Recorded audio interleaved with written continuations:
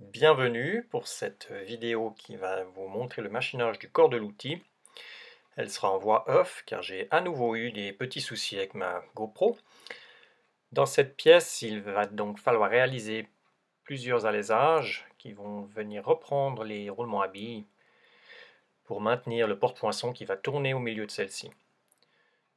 Ces alaisages ils sont donc réalisés avec des tolérances puisqu'il ne faut pas que les roulements à billes puissent tourner dans leur logement ou que le porte-poinçon lui aussi puisse tourner dans la bague centrale du roulement à billes. Là, la première étape, c'est donc de dresser la face avant. Une fois que ceci est fait, je tourne la pièce pour faire l'autre côté et dresser l'autre face.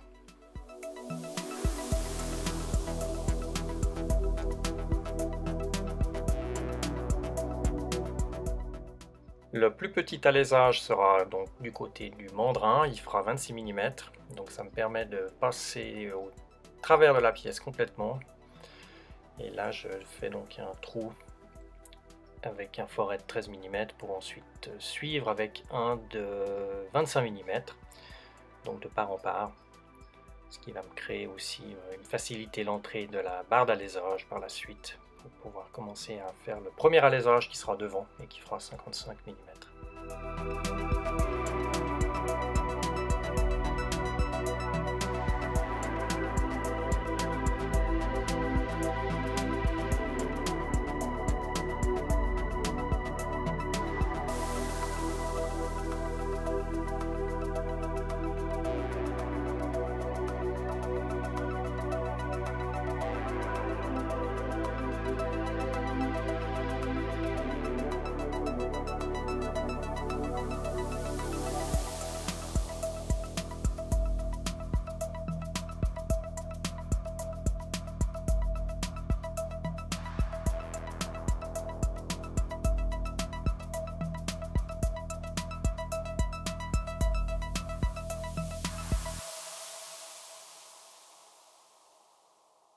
La mise en place de la barre d'alésage, donc je la fais dépasser le moins possible du porte-outil. Là c'est mon petit truc habituel avec ma réglette métallique, donc je m'appuie sur le côté, j'essaye à l'œil que la réglette soit verticale, ce qui me donne la bonne position de l'outil par rapport au centre. Et puis ensuite je commence à prendre des passes et à élargir pour arriver gentiment à mon diamètre final. Donc je creuse aussi le fond latéralement. Et puis ensuite, c'est donc des prises de mesure régulières pour arriver à ma cote finale.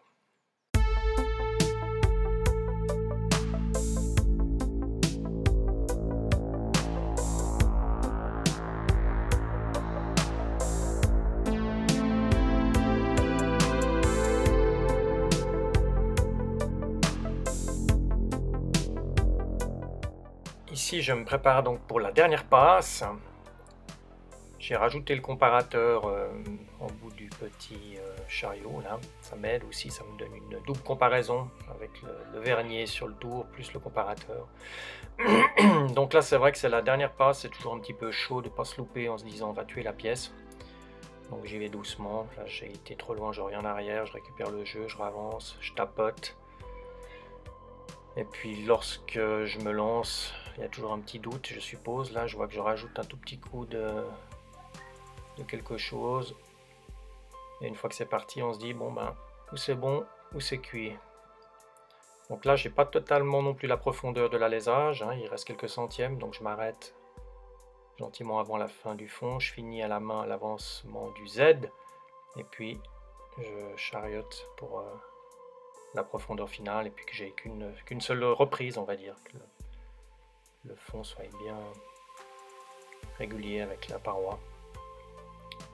Et une fois que ça s'est réalisé, le premier petit réflexe c'est d'aller mettre son roulement à l'intérieur, et puis c'est on-off, c'est où il rentre et puis c'est planté, ou il ne rentre pas et c'est bon.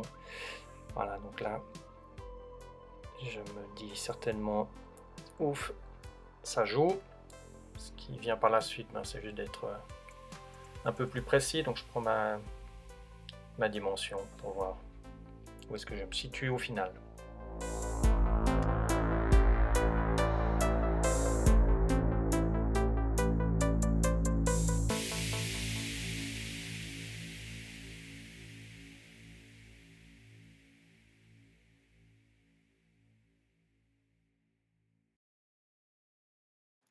L'alésage suivant concerne le roulement d'appui. Et celui-ci est un tout petit peu moins critique en diamètre, puisqu'il ne faut pas que l'extérieur, l'ajustement du roulement d'appui touche l'alésage. Donc là j'ai 35, 34, 98, 35. J'ai fait un alésage de 35,5 ou 36, je ne sais plus de tête. Donc celui-ci n'est pas trop compliqué à faire. Et le dernier qui est tout au fond de 26, je ne crois pas que je vous le montre en fait. L'étape suivante va consister à faire la petite rainure pour le circlip qui va venir maintenir le gros roulement là, devant.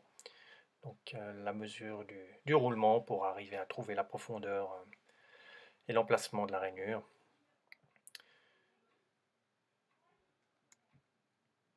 Le circlip, lui aussi, vérifier son épaisseur.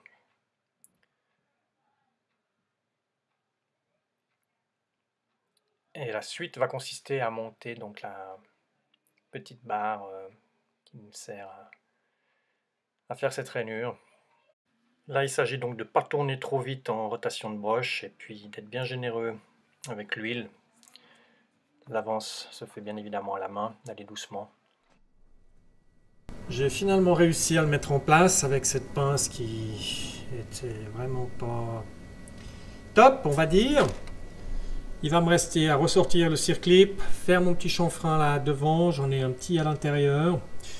Et l'étape première là, donc des alésages est terminée. La prochaine se fera sur la fraiseuse. Je vais devoir faire une inclinaison là, de la face arrière d'1 degré pour justement mettre en inclinaison tout l'intérieur là, des alésages, ce qui va donner le mouvement du poinçon.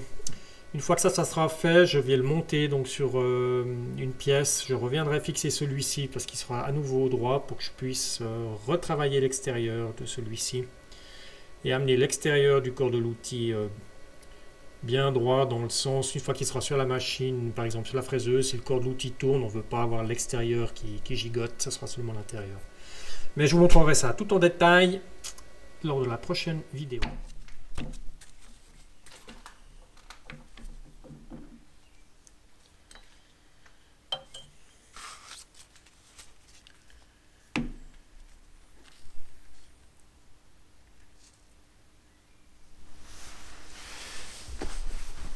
Alors, juste pour vérifier un tout petit peu ces alésages de la journée. C'est sûr que les touches télescopiques, là, c'est pas le top. Hein, c'est pas non plus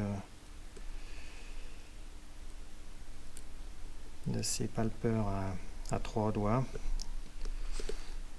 Qui, à mon avis, sont quand même plus précis. Mais bon. Hop!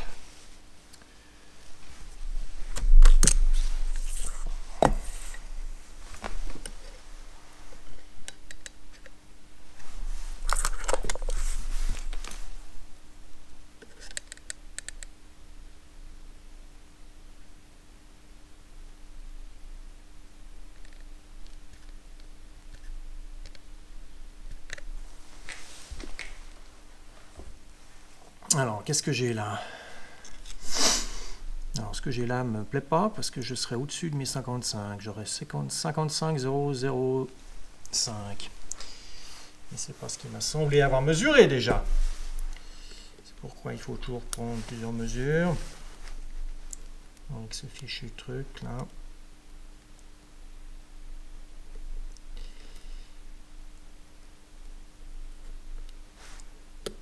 Hop là.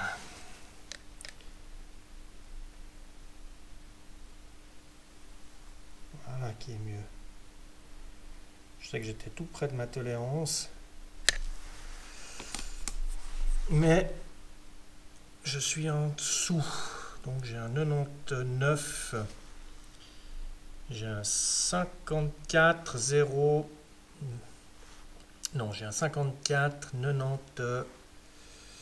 99 1 si je veux lire dans les petits microns. Donc là je suis dans ma tolérance avec le premier gros, c'est-à-dire que mon roulement,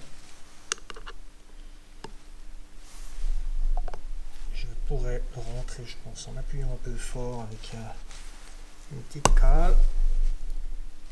Là on est bon. Le suivant n'a que peu d'importance puisque c'est mon roulement d'appui et que je dois avoir du jeu latéral par rapport à la bague. Donc celui-là je ne vais même pas m'amuser à le regarder. Et à l'arrière par contre je dois être en dessous de 26. Et qu'est-ce que j'avais là?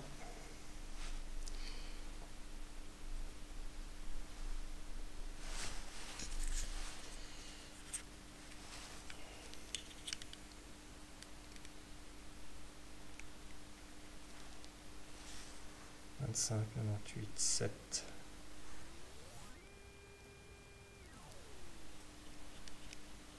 Là j'ai la bonne friction. Ouais, 25, 98, 7.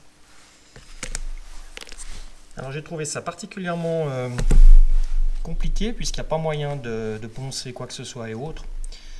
Donc c'est vrai que les allésages intérieurs, là, pour arriver à respecter une tolérance, c'est un petit peu plus chaud là. Mais bref, le résultat est là. Et pour moi, le but, c'était que justement mon roulement n'ait pas la bague extérieure qui puisse tourner quand on a la pression en fait, latérale, puisqu'on va avoir une oscillation intérieure. Alors c'est vrai aussi que j'ai lu là sur le net pas mal de trucs par rapport justement au roulement. C'est qu'il y a une règle, c'est-à-dire que quand on a, imaginons qu'on aurait le porte-poinçon, c'est lui qui va tourner, donc c'est la bague intérieure qui tourne. Celle-ci doit être serrée, elle doit donc bien évidemment pas avoir de jeu. Mais la bague extérieure pourrait en avoir légèrement. Et comme c'est un outil qui va s'utiliser dans les deux fonctions, hein, je vais l'utiliser aussi sur la fraiseuse. Donc à un moment donné, bah, c'est l'inverse, c'est le corps de l'outil qui tourne, donc c'est la bague extérieure qui tourne et c'est celle-ci qui doit être serrée. Et à l'inverse, on pourrait avoir une tolérance plus faible sur l'intérieur. Voilà, donc moi je ne savais pas quoi faire, j'ai décidé de pincer mes deux bagues légèrement pour qu'on n'ait pas de rotation ni sur l'une ni sur l'autre, puisqu'on va avoir une utilisation dans les deux cas. Ok, voilà, la journée a été longue. Donc comme d'hab, je remercie à ceux qui font des commentaires. C'est toujours sympa pour moi de vous entendre un petit peu. Et puis j'apprécie aussi ceux qui prennent le temps de corriger mes petites erreurs peut-être ou de m'apprendre 2-3 trucs. C'est sympa. Donc merci à vous. Et merci aux nouveaux abonnés. Leur nombre augmente. C'est sympa. Je vise maintenant les 1000 et on y est gentiment, ça se rapproche. Alors, à tout bientôt pour la prochaine vidéo qui consistera, elle, à justement faire la face arrière là, du corps de l'outil, créer un angle de 1 degré pour justement avoir cette inclinaison interne qui permettra d'obtenir l'oscillation du porte-poinçon. Ça se passera donc sur la fraiseuse et ça sera les prochaines séquences de machinage. À tout bientôt. Salut!